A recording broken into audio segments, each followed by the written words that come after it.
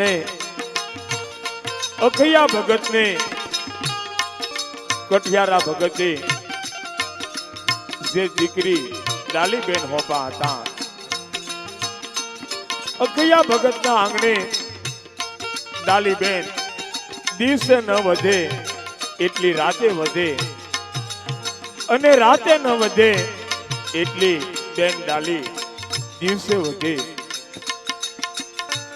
અને ડાલીબેન એવા પરિવારમાં આવ્યા છે કે ભક્તિભાવ વાળો પરિવાર હતો. અખૈયા ભગત રામદેવજી બાપાના પરમ ભગત હતા, અને એની દીકરીમાં આ સંસ્કાર ઉતર્યા છે. અને જ્યારથી ડાલીબેન હમસના થયા ત્યારે દરરોજ ગૌશાળાની અંદર, રણુજાની ગૌશાળાની અંદર ગાયને સાંડલો કરવા જાય છે. રણુજાની ગૌશાળાની અંદર એક રામેતી ગાય હતી અને એક માનેતી ગાય હતી. અને રોજ ડાલીબેન ગૌશાળાની અંદર ગાયોને સાંડલો કરવા માટે જાય છે.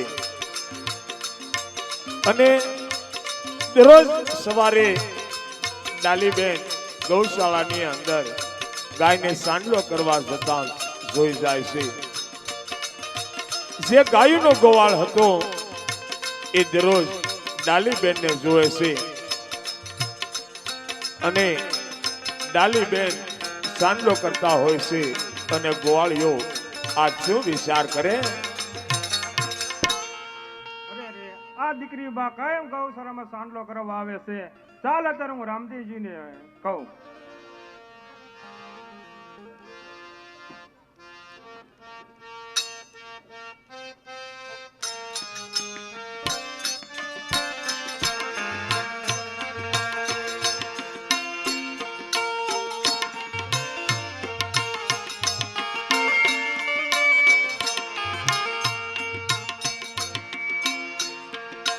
આવી રીતે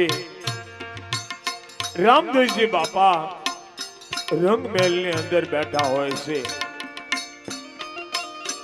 અને આ બાજુથી ગોવાળ ધીરે ધીરે ચાલો આવે છે. અને રામદેવજી બાપાને નમસ્કાર કરી અને ગોવાળ આ રામદેવજી બાપાને શું કહેવા લાગ્યો?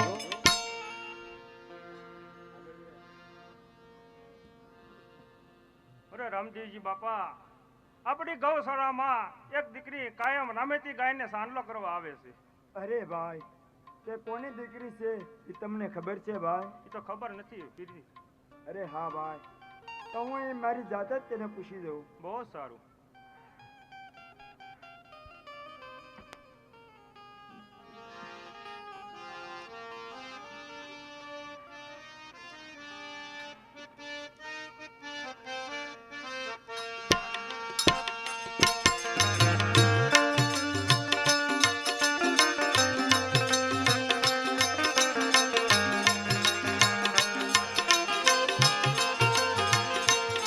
આવી રીતે બીજા દિવસના સૂર્યનારાયણ ઉદય થાય છે, અને ફરીવાર ડાલીબેન ગાયનો સાંડલો કરવા આવે છે. અને આ બાજુ રામદેવજી બાપા પણ આ ગૌશાળાની અંદર આવે છે. અને ડાલીબેનને જોઈ અને ડાલીબેનને રામદેવજી બાપા શું કહેવા લાગ્યા?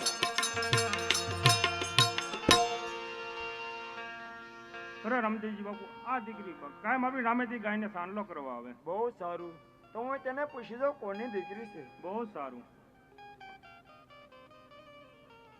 અરે હા બેન, હા દીકરી, તમારા માતા પિતાનું નામ શું છે?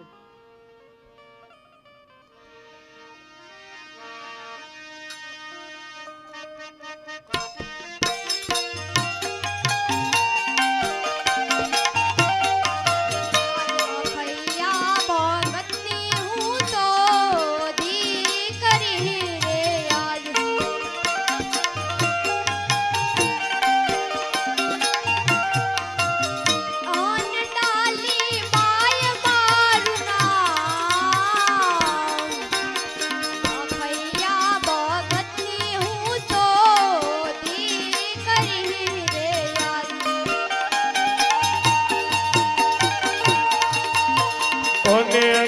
ડાલી બાય મારું નામ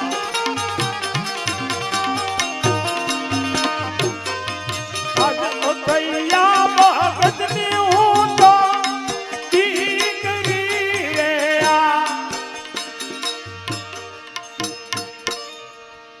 અરે હા પ્રભુ, હું અખયા ભગતની દીકરી છું અને મારું નામ ડાલીબાઈ છે. અરે હા દીકરી, તારા બાપુજીને બધા અખૈયા ભગત એમ કેમ કહે છે?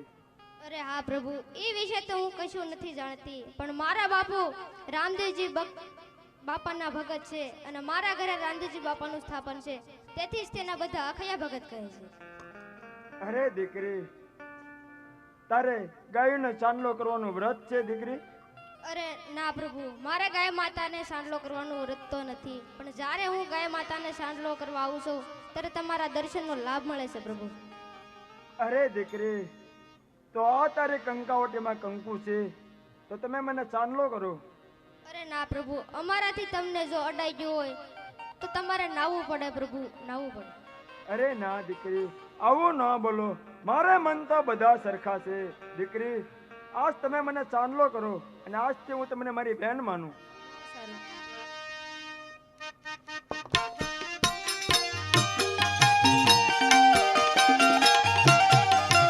આજ અંકુરે સોખાથી સાંદલો છોડ્યો રે યાર.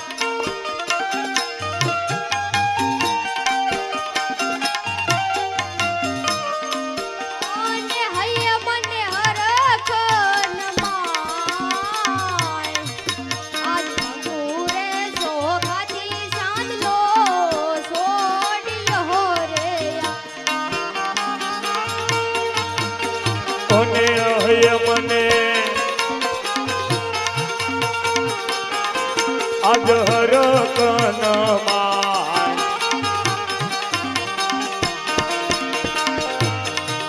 આજ કંકુ રે તો રાતી ચાંદલો સોહળિયો રે આ.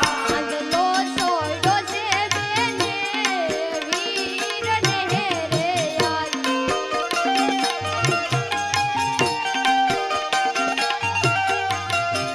મને યાદથી ન પૈના તમે મારા વીર. આજ ચાંદલો સોયડો છે બેને વીરને રે યાર. અને આજ તે આનલે આજ બની જા મારા બે.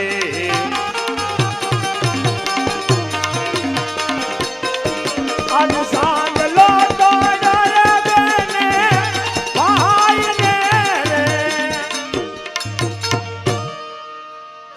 અરે હા પ્રભુ, હું આજથી તમારી બેન બની છું અને તમે મારા ભાઈ બન્યા છો.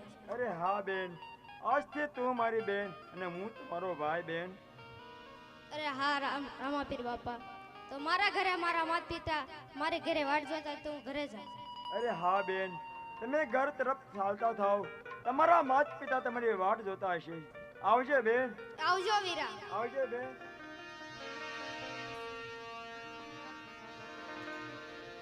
આવી રીતે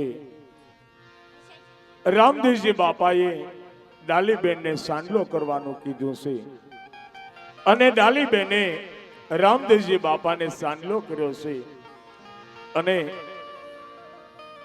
રામદેવજી બાપાએ ડાલીબેનને બેન બનાવ્યા છે અને રામદેવજી બાપાએ ડાલીબેનને બેન બનાવ્યા છે.